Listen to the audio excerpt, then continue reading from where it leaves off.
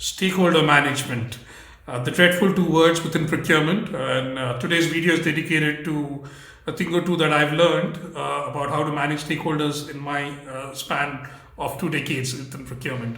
And I'll start off with the first and most important thing is to identify and map your stakeholders. We take it too casually or lightly during the handover process of you moving into a new position or getting a new job, of just talking to the folks who you've been introduced to as part of the handover.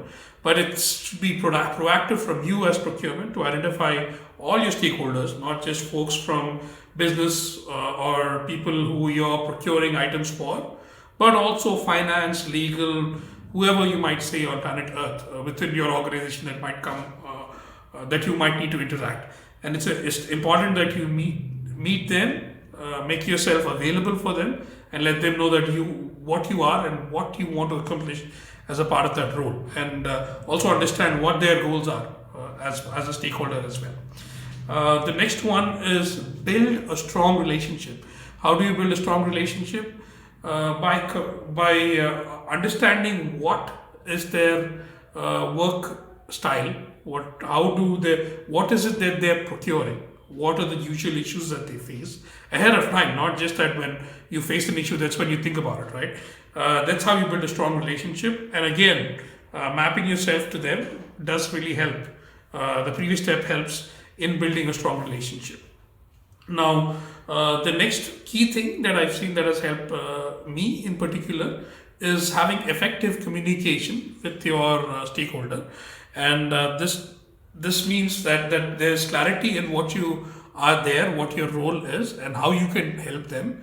Not just that, the other thing that I've seen largely missing within procurement is not having a frequency-based communication with your stakeholder. You just end up meeting them at the beginning of the year, during the budget allocation or whatever, or whenever there's a fire that needs to be put off, or when there's an escalation. So that's not the right way to go about things. Even in a relationship, even if it's a personal relationship as well, that won't work if you do that for a long time period, right?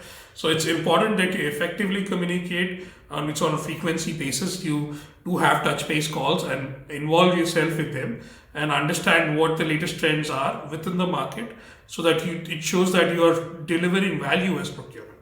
Now, effective communication is one. The next point is transparency. It is very key. I would say transparency and building trust, because trust is built by transparency. There shouldn't be ambiguity as to why you took a particular decision as procurement, and they should also that would reduce the number of arguments or conflicts or miscommunication or misunderstandings between these two groups, right? Whether it's finance and procurement or stakeholders and procurement, whether your business and procurement, they would understand the reasoning behind your decision about selecting a particular supplier. Similarly, you would also understand why they technically want that particular supplier if you understand their business better, if they are more transparent with you. And this is not a one-way street, right? Transparency works both sides, and that's how it helps.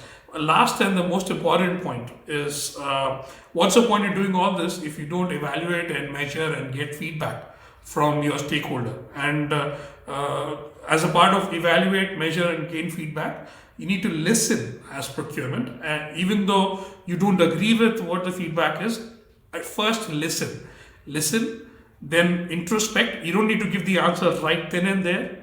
Hold it, keep it for a couple of days, try and digest that, and introspect, try to get a similar feedback from other stakeholders, and then see how you could make it better together as an organization, because the larger goal was to make it a better organization. You're working for the organizational goals, right? And this is all that comes to my mind, guys, and that's it from the procurement doctor. Do let me know in the comments what else has worked for you in managing your stakeholders. Thank you so much. Bye-bye.